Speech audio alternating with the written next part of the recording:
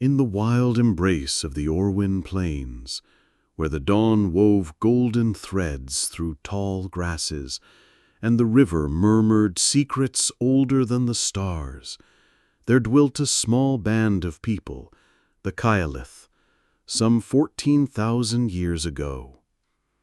Among them was Eolith, a woman whose life spun a quiet song of resilience, kinship, and wonder in a world raw and unbound. The Kyalith raised no cities, forged no metal, built no walls. Their lives were tethered to the heartbeat of the land, and Eolith's hands, gentle yet strong, carried the warmth of her people's spirit. Eolith's days began with the first light, as the sun kissed the plains with a soft glow. She rose from her bed of woven sedge and bison hides, the furs softened by her own careful work, and stepped into the cool air, her breath mingling with the morning mist. Her tunic, crafted from elk hide and stitched with sinew, was adorned with beads of river pebble and bird feather, each a small token of the land's gifts. Her first task was to tend the hearth, the soul of the camp, where embers from the night's stories still smoldered. Kneeling by the fire, she coaxed sparks into flame with dried moss and a breath as soft as a whisper, for fire was their light, their guardian, their keeper of tales. The other women, her sister Nevra, her Aunt Liss, and old Yisme with her weathered smile, joined her, their voices blending in quiet chatter, sharing dreams and tasks as the camp stirred like a waking child. With the fire alive, Eolith led the women to forage. They wandered the plain's edges, baskets of woven willow slung over their shoulders, their eyes sharp for the earth's offerings. Eolith knew the land's ways, where wild millet grew in dense patches, where yams hid beneath the soil, where bitter greens sprouted near the river's bend. Her fingers, calloused but deft, plucked leaves of nettle for healing, and gathered berries that stained her hands like dusk. Sometimes she paused to watch a flock of geese soar overhead, their calls a sign of the spirits that guided their path. The women sang as they worked, their voices rising like the wind through grass, songs of the plains, of roots and rivers, of the bison that gave their lives so the Kyalith might endure.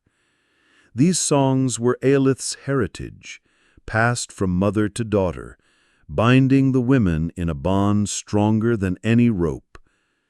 Midday often meant preparing for the hunt, though Eolith's hands were more suited to crafting than chasing. The men, led by her cousin Torv, tracked bison or antelope, their spears tipped with obsidian she had shaped. Eolith was skilled at knapping stone, striking flakes with a deer antler to craft blades sharp enough to slice hide or bone. While the hunters were away, she and the women readied the camp. She stretched hides over wooden frames to dry, scraping them clean with an obsidian scraper until they were soft as a breeze. Nevra wove willow into baskets, tight enough to carry water, while Liss ground seeds into flour with a smooth stone, the rhythm a steady hum.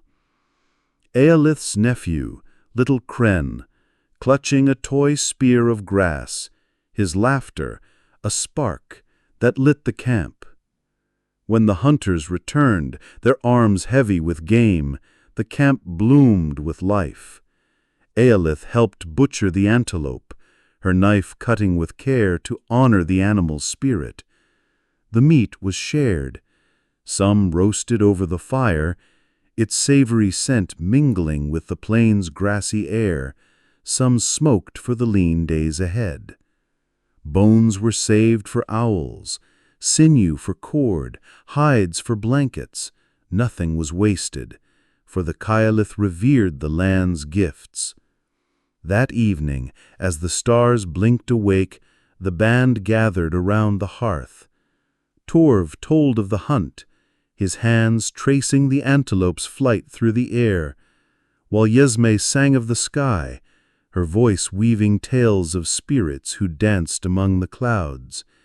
Eilith, sitting close to Nivra, added her voice to the song, her fingers carving patterns in the dirt, swirls and stars that echoed the heavens above. Eilith's days were rich with purpose, each task a note in the clan's survival.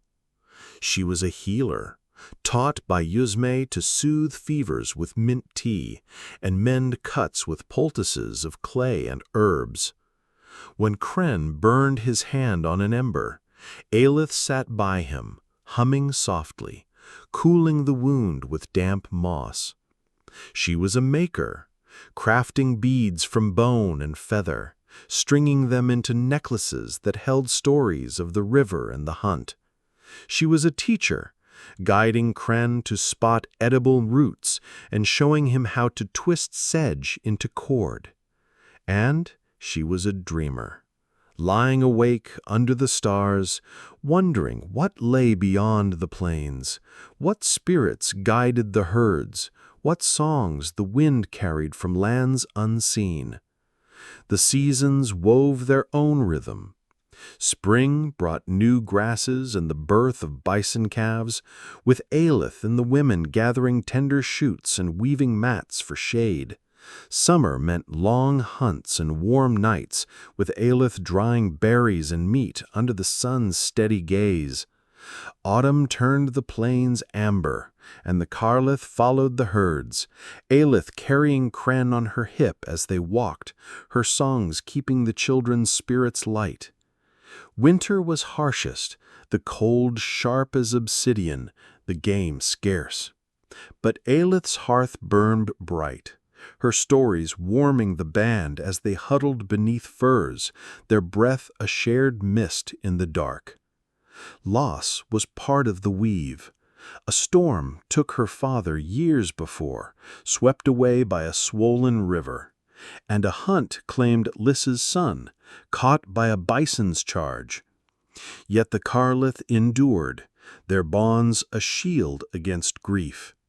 Eilith found joy in the small moments, Kren's first woven cord, Nivra's shy smile when Torv offered her a carved bone pendant, Yisme's laughter like the rustle of grass.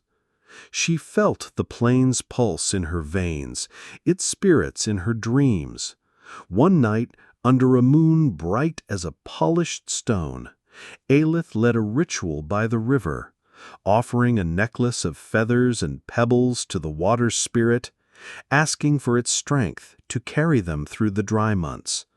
The band joined her, their voices rising like smoke, a song of thanks for the plains, the stars, the life they shared. The Cailleach left no grand monuments, no stones to mark their passing. Their shelters of hide and willow returned to the earth, their tools scattered by wind and time. But Eilith's life, like those of the women before and after her, was a song that lingered in the plains' memory. She lived as her ancestors had, her hands shaping, her voice singing, her heart bound to the land and her people. When her time came, years later, she was laid to rest by the river, her beads and knife beside her body wrapped in a hide painted with stars. The Cailleach sang for her, their voices carrying her spirit to the sky, where she joined the dance of the ancestors. Today, the Orwyn plains hold only whispers of Eilith and the Cailleach. Archaeologists find their obsidian blades, their fire-cracked stones, their beads buried in the soil. Each fragment tells a story of a woman who lived with purpose, who wove her days into the fabric of her people, who sang to the wind and the stars. Aelith's life was small in the shadow of empires, yet vast in its quiet strength, a testament to the women of the ancient world who carried the hearth, the songs, and the dreams that kept humanity alive. In the rustle of the plains grasses, her lullaby still hums, a gentle reminder that even in a world untamed, a woman's heart can weave a home that endures.